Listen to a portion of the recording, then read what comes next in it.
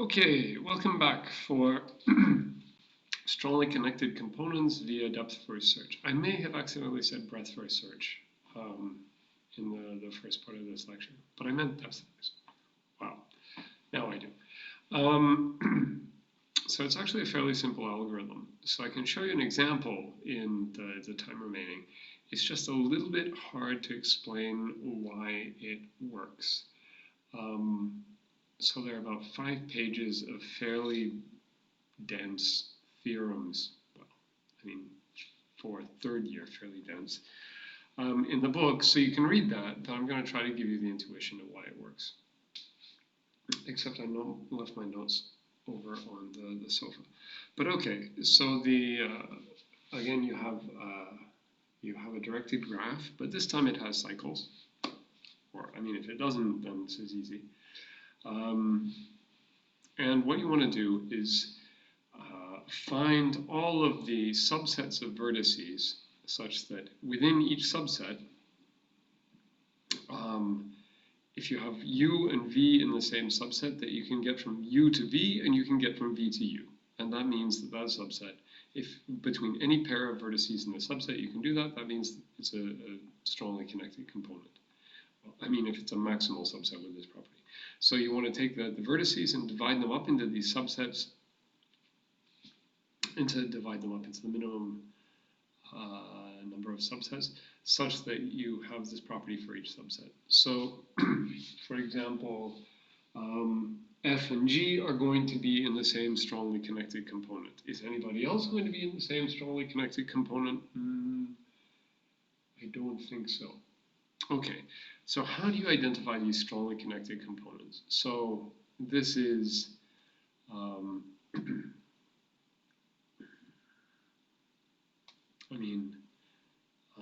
okay, so if you imagine this as a map, you want to sort of break this up into collections of towns. You want to break this up into sort of islands where you can say, okay, okay, whatever it's. I mean, I'm sure you understand. So how does the algorithm work? Or at least if you don't understand, you're about to see an example. So you run a depth-first search on the graph. Okay. So this is the graph. This is called the transpose of the graph. We'll get to this in a minute. To compute the finish times in the depth-first search. You then run a depth-first search on the transpose of the graph. So it's called the transpose because if you take the adjacency matrix and you transpose the matrix, then it's the adjacency matrix for the graph with all of the edges reversed, right? Because if you had a 1 in ij, then when you transpose the matrix, which meant that you could go from vertex I to vertex j, then when you transpose the matrix, you have a 1 in ji, which means you can go from vertex j to vertex I. Okay, so it's just reversing every edge. So that's why it's called the transpose.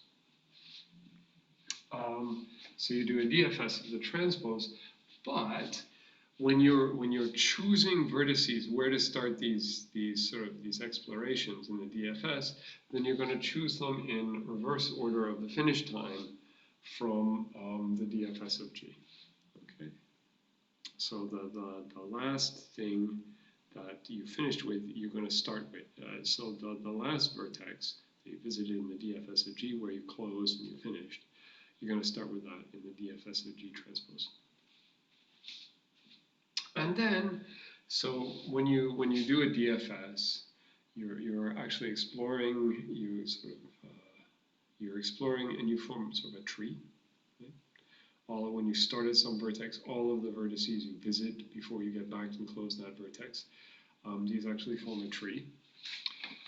Well, I mean, you can represent the traversal starting at that vertex using it as a tree.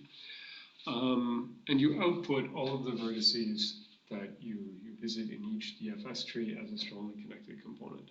Okay, so pretty easy, but it's not that easy to see why this works. Okay, So where do we want to start?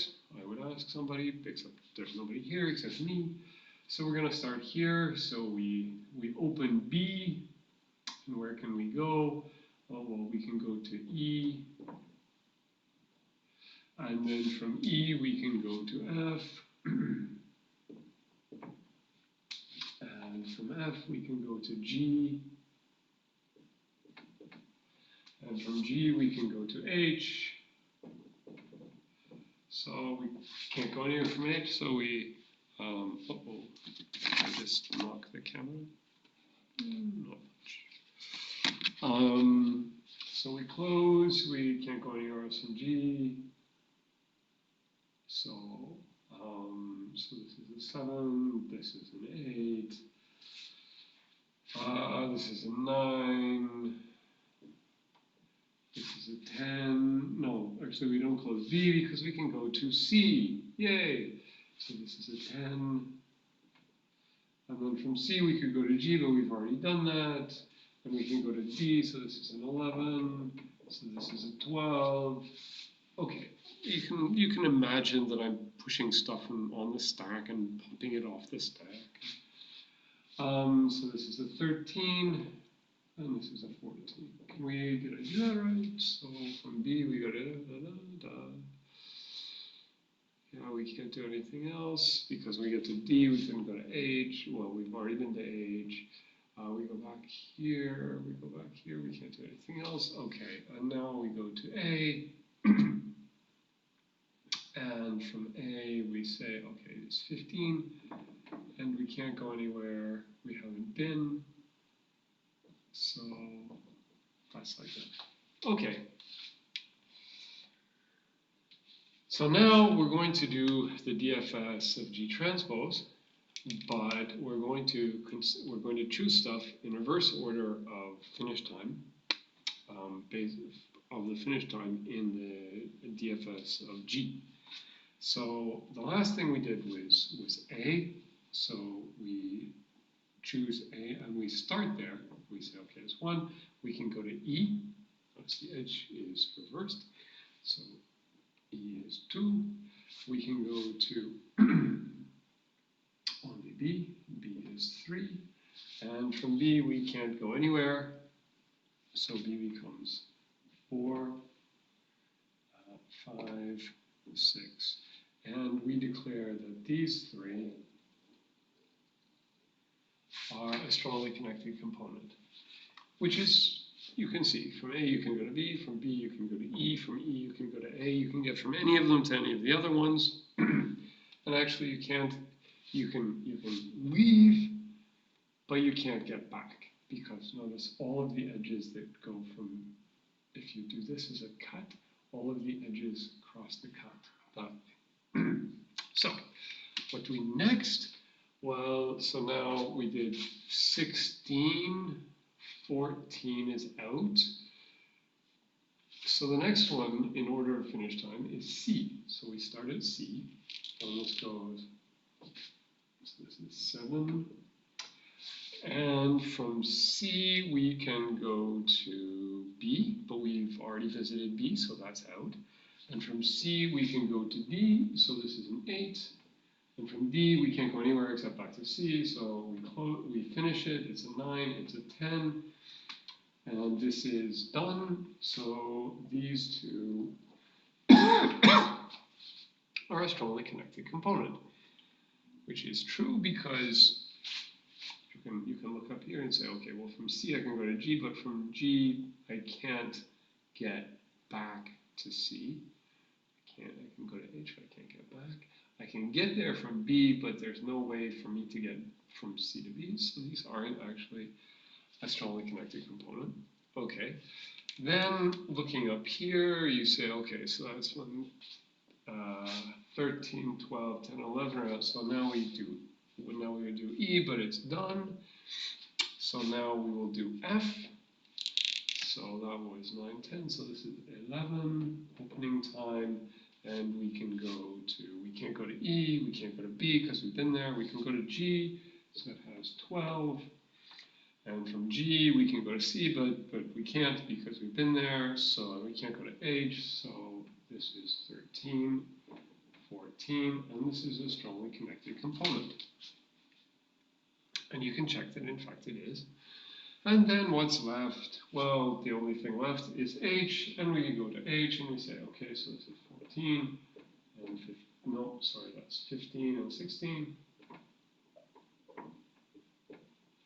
And H is a strongly connected component. So you have 1, 2, 3, 4 strongly connected components in G transpose, and because reversing the edges, if you could get from U to V and V to U, reversing the edges doesn't change that. So the strongly connected components in G transpose are also the strongly connected components in G. So it actually doesn't matter which one you start with and which one you call the G and which one you call the transpose. Okay, so I hope that was fairly clear. How much time do I have? Now I'm going to try to explain why it works. So,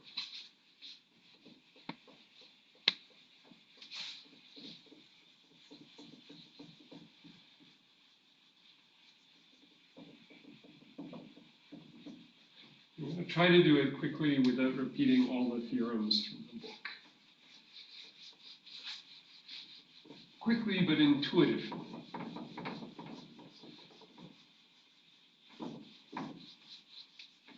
Okay. So the most important thing is remember from the first part of this discussion, if you have a way to get from, well, let's suppose that at some point you're in the transpose and you start at some vertex T. You start one of these explorations at some vertex T, and then you go along and you visit path, and you visit U, and maybe you continue from U, or maybe you go back to V, and then you do, or to T, or maybe you go somewhere, but within the same tree, you visit V. So the algorithm outputs that U and V are in the same strongly connected component. Okay, are they? Let's think about this. Well, there's a path from T to U in the transpose. Okay, so this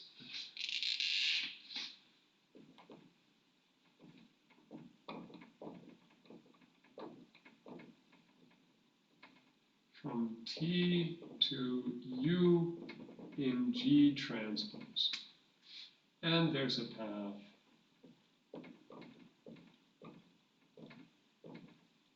from T to V in G transpose.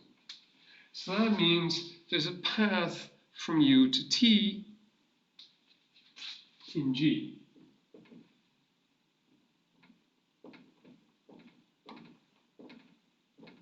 From U or V to T in G. Okay? So that means that in G you can go from U to T. But let's think about this. So you know that you can get from U to T in G. But when we did the depth first traversal of G, T, we started at T. Right?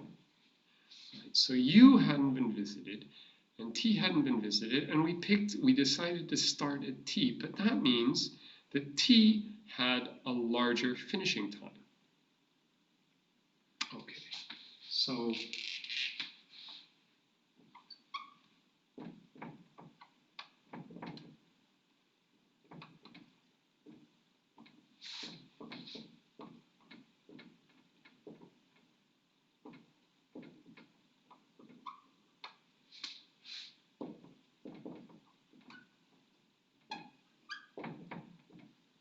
in the DFS of G. So T has a larger finishing time than U, but there's a path from U to T in G. So how can that happen? So let's suppose, so when we reach, so we can get from U to T. So at some point we reach U, okay? Now we can get from U to T, but we don't visit it. So the only way that can happen is if we're sort of blocked from visiting it, which means that either, well, that it has sort of been visited. So either it's been visited and finished, but in that case, it has a smaller finish time.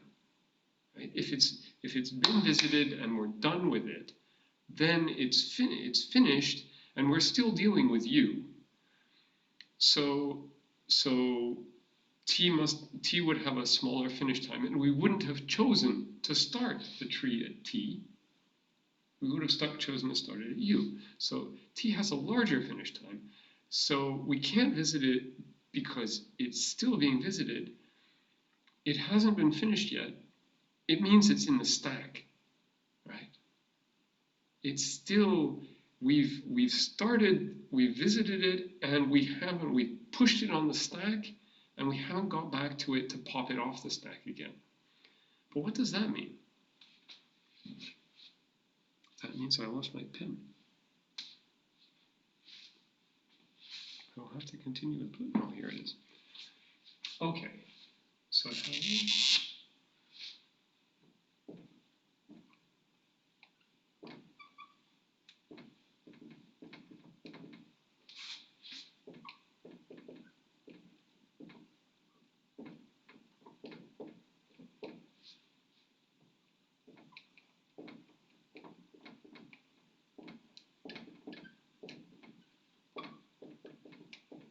So T was already in the stack when we got to U in the DFS of G. But that means there's a path from T to U. So we know there's a path in G. So we know there's a path from T to U in G transpose, which means there's a path from U to T in G. And now we know that there's a path from T to U in G. So actually, we can go from T to U and from U to T in G or in G transpose. And the same is actually true of V. So we can get from V to T and T to V, but that means that we can get from V to T and T to U and U to T and T to V. So we can get from U to V and from V to U in G or G transpose, which means that if we output U and T in the same little tree during the DFS of G transpose, then they actually are in the same strongly connected component in G or in G transpose. See? Easy. And if not, it's in the book. I should have said that in a different tone of voice, but it is in the book, all 5 pages of it. Now, so that deals with the case if U and V are in the same strongly connected component, then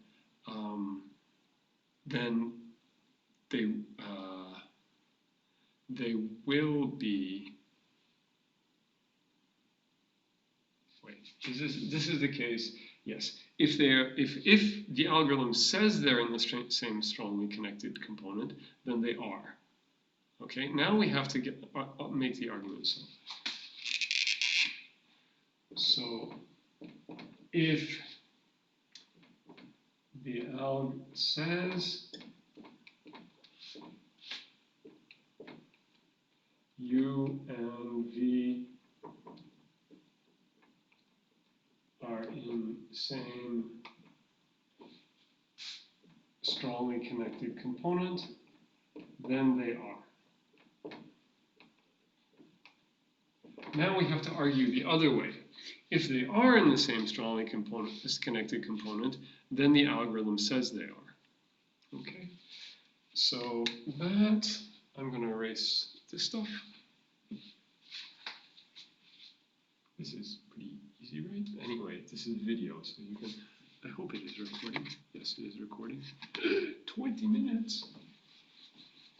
Oh, no, that's okay. I have like 9 minutes left. Maybe we're going to finish early today. Aha.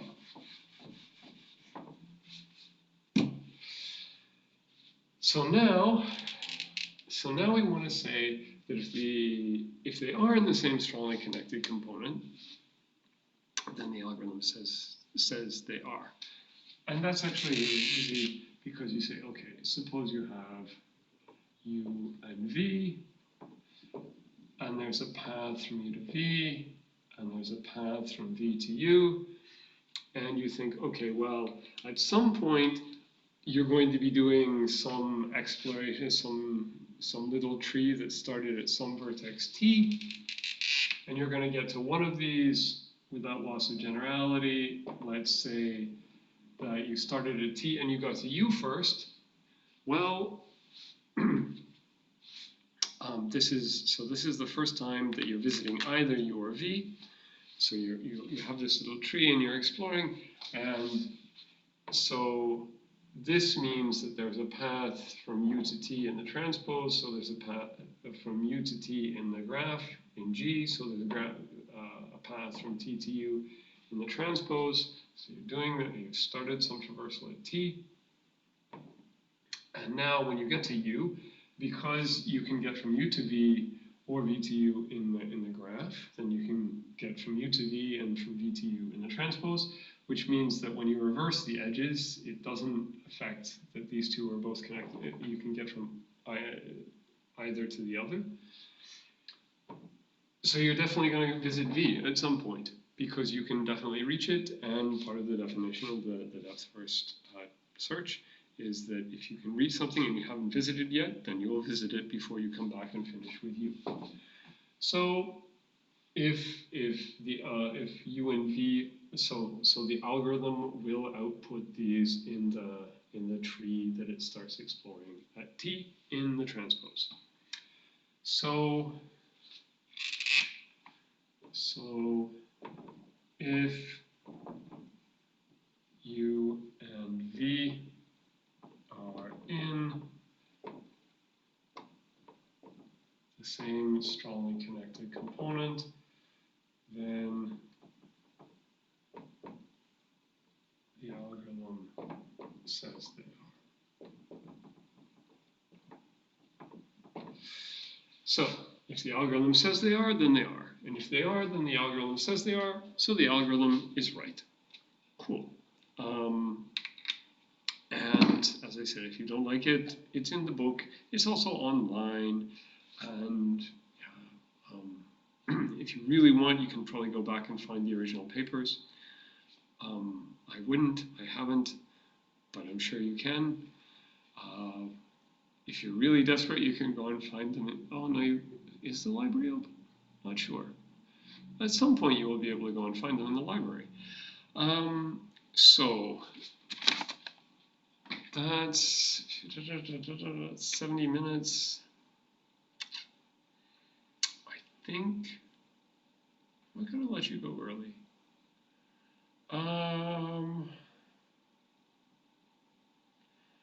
So yeah, okay. So cheers. So next time, network flows, and then a review, and then we are done, except for the exam. And me marking lots of scribe notes, and you writing scribe notes, and correcting scribe notes, and doing assignment 6, and like whatever else. Well, actually submitting assignment 5 still. But okay, enough with that. I'm going to stop now. Okay, cheers.